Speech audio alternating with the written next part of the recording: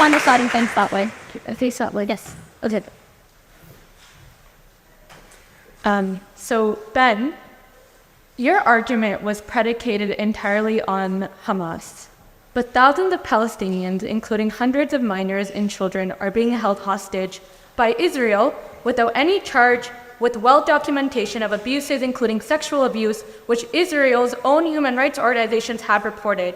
Hamas did not exist for decades after Israel's creation, and they're not in the West Bank. So, if you're going to be arguing about Hamas, how can we ignore that over 200 Palestinians have been killed, including over 40 children, making it the deadliest year for Palestinians in the West Bank before October 7th, that does not even include the killings happening now, just in 2023. So what justification do you have for that if Israel intends to quote-unquote go after Hamas, is killing many people, especially children, under the justification of Hamas? So what justification do you have of them targeting the West Bank, even if we were to buy anything you said, which honestly I'm questioning? Sure.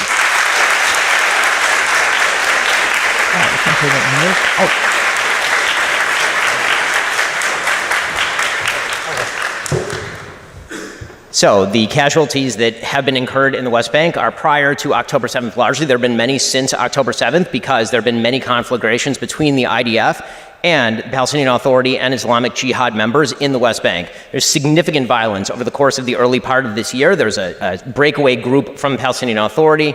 It's called the Lions. The Lions were a small terrorist cell, the Lions Den. They were committing acts of terror in places ranging from Jerusalem to areas of the West Bank. And the IDF was going in and making operational decisions to kill many terrorists in these areas. There are many areas in the West Bank that have been particularly infiltrated by terrorism. That the city of Jenin would be probably the example of the place that has been most infiltrated by terror groups. It's unfortunate, but Hamas is not the only terror group in the region. Palestinian Islamic Jihad is an excellent example of another terrorist group that has wide presence in the West Bank, more so actually than Hamas. There's a Palestinian Islamic Jihad rocket, obviously, that fell on that Gaza hospital. The entire world then tried to blame on Israel. Okay, I'm allowed to respond, right? Okay.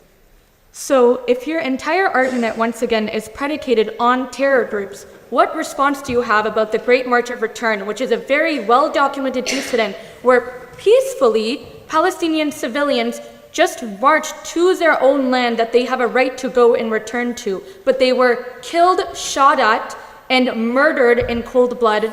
What year are we talking about? Which group are we talking about? I need more specificity. I'm talking about the Great March of Return. I know, I'm asking for more specificity because I'm unaware of all the details of what you're speaking about. So the Great March of Return is a well-documented instance where many Palestinians, after a tweet by a Palestinian, encouraged other Palestinians to go march peacefully back to their land. Which land is theirs? What are we talking about? We're talking about occupied Palestine. Are you talking about in proper Israel? Where are we talking about? Like which areas? We're talking about on the borders of Palestine, and we're also talking about their right to return to Palestine. There is no right to return. If you're talking about in Palestine, if you're talking about the land that is inside the 67 borders, there is no right of return to Haifa. There's no right of return to Tel Aviv. There's no right of return to West Jerusalem.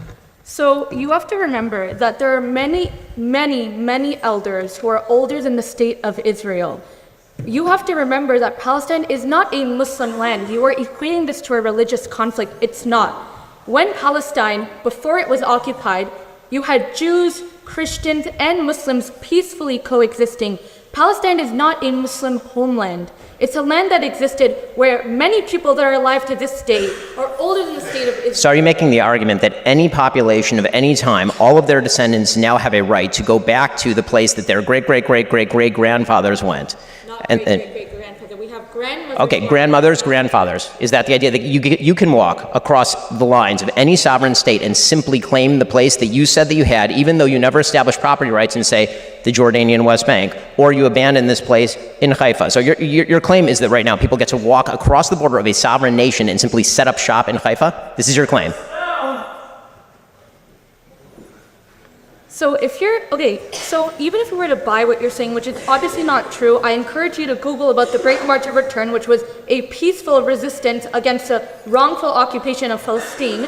Even if you were to buy what you were Can you just define wrongful occupation? Which part of Palestine is occupied? You're not answering my question. I mean, I'd like you to answer mine. Terror groups. I gave you an example of peaceful resistance. Yes. I'll give you an example where people were wrongfully shot at, including children, and you still can't answer about why that's justified. So, if again, keep talking about Hamas and terror groups, and you gave examples of other terror groups, even though I gave you examples of civilians who marched and were shot at. But even now, a few days ago, you had Palestinian people living in Israel proper, which is occupied Palestine, who are being shot at by farmers in their gardens and in their farms. And those people are being able to get away with shooting them with total impunity. So why is it that That's not true. Many of those people have been arrested.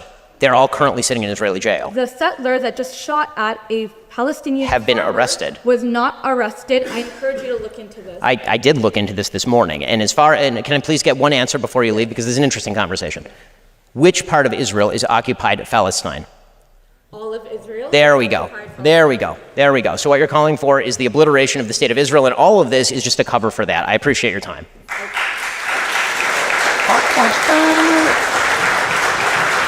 And now, like, slowly cutting straight up. Thank you. And may I first say thank you for coming to speak at the Oxford Union this evening. It's a real pleasure.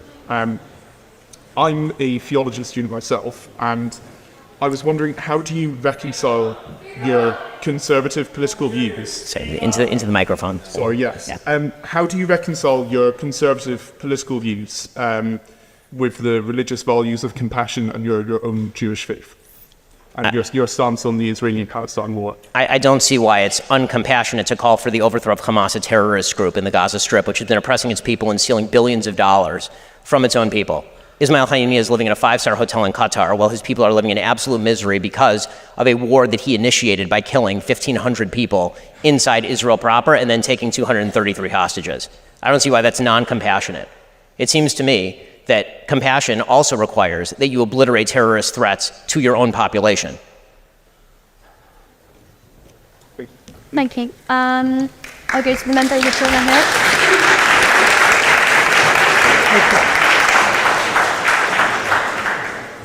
Let's go to the member in the back. Yes. Sorry, it was the member behind you. It was the member at the very back. Yep. I'll come to you after.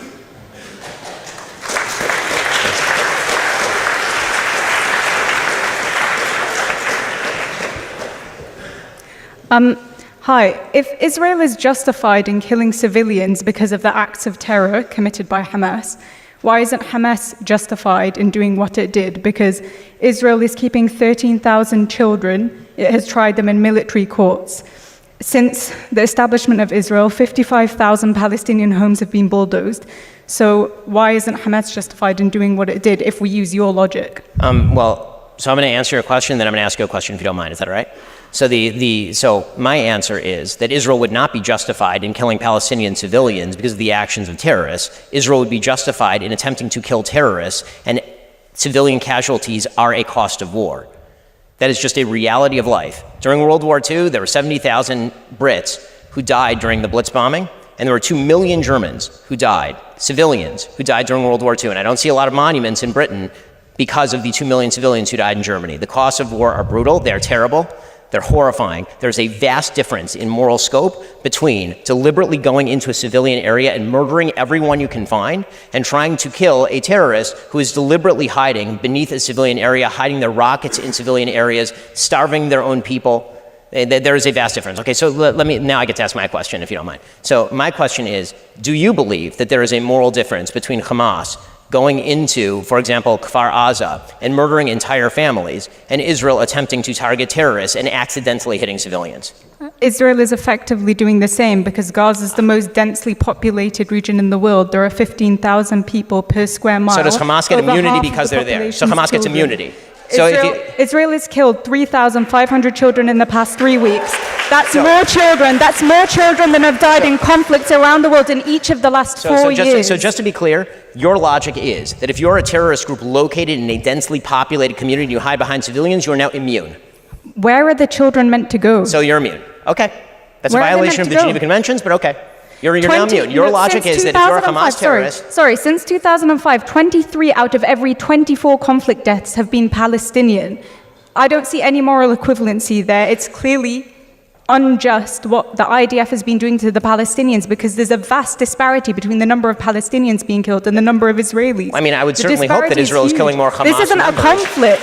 This isn't a conflict. This is one-sided ethnic Okay, so, cleansing. again, I'm just asking you, if based on the numbers, more Germans died than Brits in World War II, did that mean that the British were wrong in World War II? Because they did.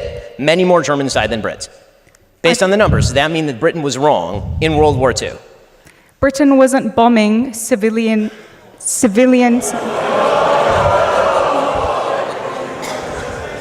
There's a clear difference. You should talk to the people in Dresden, but you can't because they're dead. There's a clear difference. Well, I agree that war is horrible, but this is not a just war. What Israel is doing is not a just war. There is a difference between fighting the Nazis. So it is not a just war. Fighting the Nazis. It is not a just war when you fight a war against people who murder 1,500 of your civilians and take 233 of them, at last count, captive into tunnels. It is not a just war to obliterate them. Please name a just war. Israel's been killing civilians for the past 75 years, and there was no headlines about it, and nobody said that the Palestinians were Israel does justified not in purposefully kill retaliating. Civilians. Palestinian terrorists do. Israel has not If purposefully Israel killed put down its civilians. Are you guns willing tomorrow, to there would stand be by that statement? If Israel put down its guns tomorrow, there would be a second Holocaust. If the Palestinians put down their guns tomorrow, there would be a Palestinian state.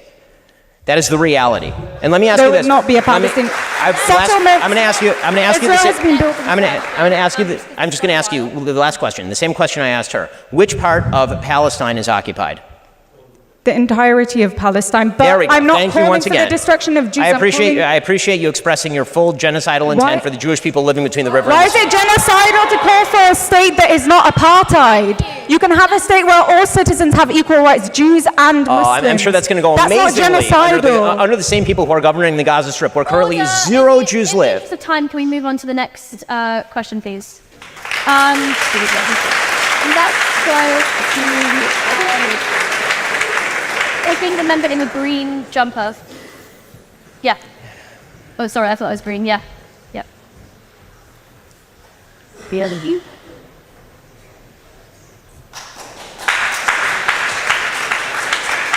Guys, let's go. Ben, it's an absolute displeasure to see me standing. Well, it's absolute. I will get to my question, however. Thank you for coming anyway. My displeasure. Now, I'll repeat the question that I sought to ask you. You have recently been discussing a lot about the history of the occupation of Palestine. I will call it that. I know you will oppose that, but I will call it that. The occupation of Palestine. The whole thing, right? Just to be clear? The entirety of Palestine. Thank you. You may accuse me of genocide if you wish. That is not my position. Sure. And I will, but go ahead. Anyway, so the point about the occupation of Palestine, you have released multiple videos. You have essentially made yourself the cheerleader of Israel in a lot of sort of Western media spaces. So I watched some of your videos about the conflict, and I found a number of inaccuracies. First of all, you describe in 1920, you refer to Jordan as part of Palestine historically. That has never been the case. There has never been a state of Jordan. British Mandate Palestine, yes. That is still not the case. Jordan has never been part or considered part of Palestine. The only time that Jordan has been considered adjacent to Palestine is part of sort of biblical mythology where Transjordan was a reason. That's wildly inaccurate. The That is factually British true. mandate had a mandate over Please all let of me Palestine, continue. and then they separated off Transjordan and handed it to the Ben, Hashemite kingdom of Jordan. You will get your chance to reply. Let me finish. Now, the second point that you have phrased constantly and consistently, and it's quite a popular Zionist talking point, is the fact that the Arabs have rejected peace every time it was offered to them. Now, I would like, of course, there's been multiple times where peace has been offered, so let's discuss some of them. The Peel Commission. The Peel Commission entailed expelling multiple Arab families and multiple Arab communities, largely agrarian, from the land in order to create a Jewish state under a colonial authority. Now, I understand, of course, you are a Zionist, so you believe that's desirable. But for the Palestinian farmers, I can imagine they would not have enjoyed that. Number two, you mentioned that that after 1948, the Arabs had the chance to negotiate and make peace with Israel. Apart from the fact that in 1956, Israel invaded the Sinai in Egypt, unprovoked, purely due to the fact that President Nasser nationalized the Suez Canal. Then you claim that the 1967 war was a war of extermination. But if you will read any trusted and respected historian over the 1967 war, and perhaps you may even decide to read some of the books of Moshe Dayan about the actual conflict, where he describes that Israel actually provoked the conflict and there was no chance of the extermination of Israel. Then you claimed that the 1973 war was a war of the destruction of Israel once again, which it was not. It was actually the reclaiming of the Sinai and the Golan Heights, which Israel has illegally occupied. So, you have lied multiple times. I can continue if you would wish, but I would like to ask you the question. When you lie, do you feel shame? Okay, so.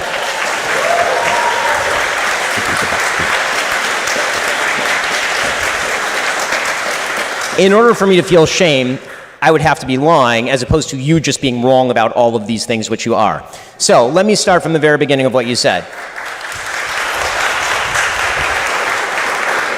Let's try to go through the calendar. British Mandate Palestine was ruled by the British. They carved off Transjordan in 1920, and Transjordan was made into Transjordan with the Hashemite kingdom, which, by the way, is not domestic to the actual Arab Jordan. So if you're talking about a colonial outpost, Jordan would be it, since the Hashemite kingdom has nothing to do with the actual Palestinian Arabs who are living in Transjordan. Talking about the Peel Commission. If the idea is that there would have to be a separation of populations in order to effectuate a two-state solution, which you deny, then I was right. Of course there was a deal on the table. The Jews accepted it. The Arabs rejected it. So you did not actually undermine my case. In his diary, there should be no deal in the first place. in his diary states. Hold on. I listened to your whole bullshit history for like 5 minutes here. So at least let me respond to it. Your entire claim is that the Arabs did not reject peace, and then in your own disquisition, you admitted that the Arabs rejected the Peel Commission plan, which was a separation between the Jews and the Arabs, which gave an extraordinary amount of land to the Arabs. The Arabs then rejected the peace partition plan proposed by the United Nations in 1947. They then proceeded to reject the Oslo Accords in 93. After that, they rejected the Wye River Accords in 98. They rejected Ehud Barak's very generous offer in 2000. They rejected Olmert's very generous offer in 2008. Every single peace deal that has been proposed by Israel or anyone else has been rejected by the Arabs for a very simple reason, which was the very first question I asked you. You do not accept that there should be a Jewish state anywhere in this region. So as long as that's the case, there's literally nothing to argue about. You cannot simultaneously maintain the position there should not be a Jewish state anywhere in the region and then tell me that I'm wrong when I say that the Arabs will not accept a two-state solution. You yourself say that there should not be a two-state solution. So the first point I'll firstly address the last point that you made about the Palestine and whether there should be a Jewish state. The point you are making there is you're suggesting that the Arabs will not accept a Jewish state. Well, the reason that the Arabs would not accept the Jewish state is multifaceted. It's complex. Let me finish. So, the reason that it's multifaceted is due to a variety of dynamics. The Zionist movement arrived as a settler colonial project, and it is described as that. You can read the books of Jablonski. You can read Zionist literature from the early 20th century. It states that it was a colonial project. Now let's address the lies that you mentioned. Let's address the refutation that you made. In 1937, the Peel Commission, if you read the diaries of David Ben-Gurion, he explicitly states that the partition was a temporary move to ensure the conquest of the full land. In 1948, there had already been an intercommunal civil war in Palestine, which had seen Jewish defense forces versus the Arab forces. There was already a conflict that preceded 1948. To claim that the Arabs simply rejected the UN partition plan is once again ahistorical. You then make... They literally rejected it. How could it be ahistorical if they literally rejected it? If there was a war beforehand, and once again, you just reject fundamentally the existence of the state of Israel, period. So how can... I attempted to interrupt you, I was told to silence. So I would ask you again, please shut up. My point now, I would like to continue, and you then mention what was the peace plan you mentioned after? Okay, which one should we do? We finished 1948. What after? Okay, so there was the 2000 peace plan from Ehud Barak. There was the 2008 peace plan from Ehud Olmert. There was the pullout of Israel from Gaza Strip in 2005, handing it over to Hamas. Okay, let's get the next person up now. All right. Thank you very much. Let's go One final note. There can be no two-state solution when literally you will not accept the possibility of a two-state solution. That is the end of the story. There is no further discussion. Can you all hear me? All right, what about now?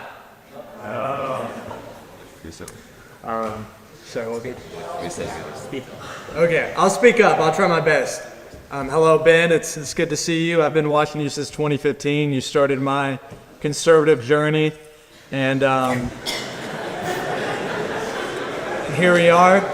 I saw, unfortunately, you had to bring some pretty gruesome photos, and I have to say, I hope those photos aren't real, and I have my doubts because recently you posted an AI-generated image of a charred infant corpse. No, I didn't. That is a lie. That is untrue. It was not an AI photo. It was not an AI photo.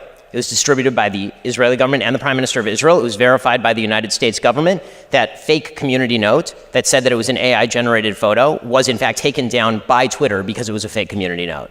That is unfortunately not an AI-generated photo. I wish it were. It was a baby obliterated beyond recognition because it had been burned to death. So is it the word of the IDF in Israel versus the word of No, actually, it's the photo. It's the actual camera footage taken by GoPro cameras by Hamas terrorists as they invaded Israel proper. I don't have to take Israel's word for it. A lot of this stuff was live streamed. So, to what extent, as you're posting to social media, are you willing to make sure the information you're posting is accurate, to not exchange the truth for giving aid to Israel? I'm certainly doing my damn best. I mean, there's a lot of information flowing around. I'm doing my best. On that one for sure, 100%. It is a lie that is an AI-generated photo. That is not true in any way, shape, or form. And it shows how it does show how we live in a very dangerous era where anybody can, I mean, this is happening on a routine basis. You're seeing, for example, some of the pictures, they're horrible pictures coming out from Gaza, and a huge number of those are, of course, absolutely real. You're also seeing people who are repurposing pictures that are taken from Syria and then saying those are happening in Gaza. So, yeah, unfortunately, there is a lot of information that's floating around that is hard to kind of lock down and verify. That picture is 100% real, unfortunately. I sympathize with you because as AI gets more advanced, it becomes increasingly hard to discern information. So I know you bear a lot of I mean, this is going to be a serious problem as time goes on, seriously. Like, the flow of information is going to be more and more uncertain because of that.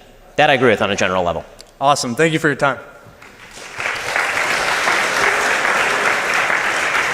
So let's do the ex-president on the front bench.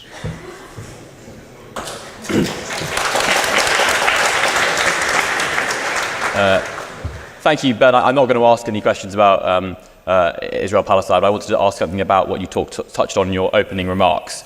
You said that the reason you feel called to speak out, one of the reasons you feel called to speak out about what's going on in Gaza at the moment, is that you think that it is a question about the West standing up for its values and asserting its identity and knowing what it is. I put to you that perhaps the reason that is so controversial, and you saw 100,000 people marching in London on Saturday before that, etc., is that the West, or many countries in the West, no longer have a sort of common sense of what they are as nation states and therefore what they should stand for. Do you think that's true? Yes. What do you think the consequences of that are? I mean, I think the consequence of that is dissolution of the West. I mean, if the West is not going to be muscular in defense of whatever it believes its core values to be, then of course it's going to be overtaken by alternative sets of values. Is it the replacement of the West if it just adopts a new value code? Yes. I mean, if the West is to mean anything other than a location, it's going to have to mean a set of values. And those values traditionally in Britain have meant things like classical liberalism. They've meant things like freedom of religious worship. These are all aspects of the now Anglo-American system that have been adopted across the pond as well. And when those values fall away, what you end up with is a morally relativistic state that cannot stand up for its own values and has no reason to continue. So do you think that collapse of a communal moral code is now inevitable? Not at all. I don't. In fact, I think that there is going to be quite a backlash to the insane self-blinding that has taken place by the West. This belief that everybody is at root thinking the same sorts of thing and engaging in the same sort of incentive structure. I do not think that is the case. I don't think the West always believed that. This is not to say the West is perfect, that the West hasn't made enormous and horrifying mistakes. The West certainly has. But the West's value system is certainly better than the other value systems that have been made available to the planet over the course of the last couple of centuries. I'm sure you'd agree with me in that the foundation of a lot of the moral code of the West is sort of Judeo-Christian. Do you think that mass secularization post the Second World War, at least in the United Kingdom, it's been much more delayed in the United States? Yes. I mean, I think that the religious Judeo-Christian values that have been brought into the secular world by a diverse society, and then sort of secularized in terms of the way they've been embedded in our laws. Yes, I mean, I think a lot of the Enlightenment values that originally had their roots in Judeo-Christian culture, I think those are beginning to wear away. I think that we're suffering from what one author called the cut flower syndrome, that if the idea is that Judeo-Christian values have to undergird a system of Western liberalism where there has to be a common agreement in terms of the things that we hold dear and the kind of good that we hold as the highest good, in order for there to be room to stick and move within that good, and toleration of minorities and the marginalized within that same framework. It has to be an agreed upon framework. When you cut that off from its fundamental religious roots, it's very difficult for the flowers to survive. They can survive for a little while in water, but eventually they wither. So if you don't think, can I ask one more question very quickly? Fine. Thank you. If you don't think then that the loss of a common moral code is inevitable, do you therefore think you'll see massive, rapid desecularization of the West? I think that you will see that. I do think that you're going to see people seeking community. I think that we've seen extraordinary isolation of people, atomization of people. This is particularly true during COVID. And I think people are seeking a sense of community. I think, unfortunately, many people are seeking community in political movements, which is quite dangerous. Atomized individuals tend to band together in revolutionary movements. But I think the substitute for that would be to re-engage with a lot of the local and important institutions that used to provide the foundation for a happy life for people. And those traditionally were family, church, synagogue, mosque. Right? I mean, those would be the things that people engage in. Thank you.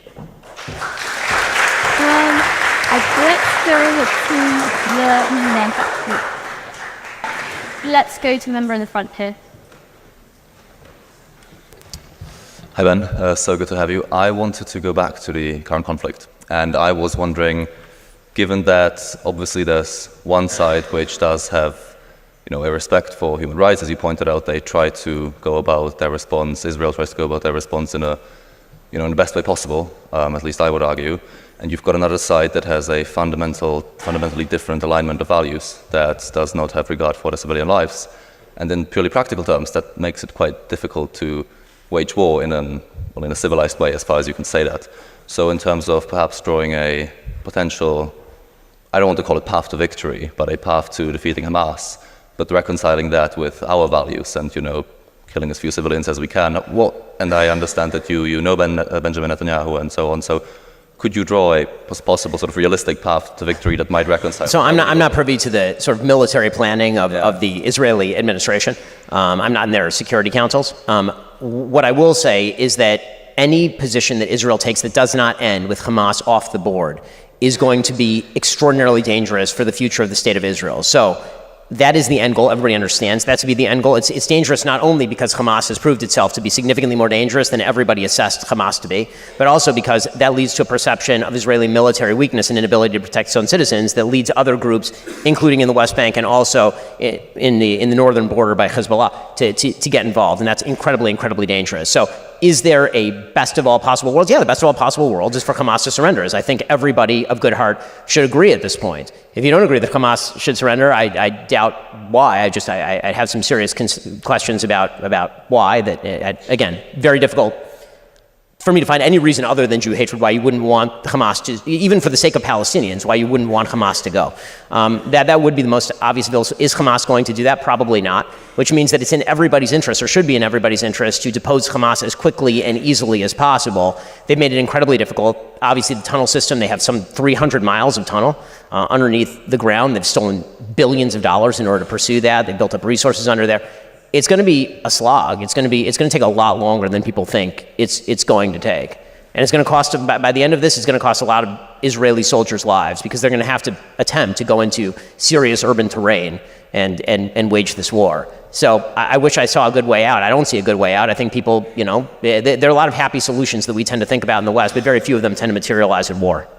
I suppose such are the realities of war. And I just wanted to say on a personal note, as a citizen of the Czech Republic, I think we stand very firmly with Israel. I appreciate that. History of doing so, and I hope everything is resolved as quickly as possible. And through your personal connection as well, I wish you the best with it. Thank you very much.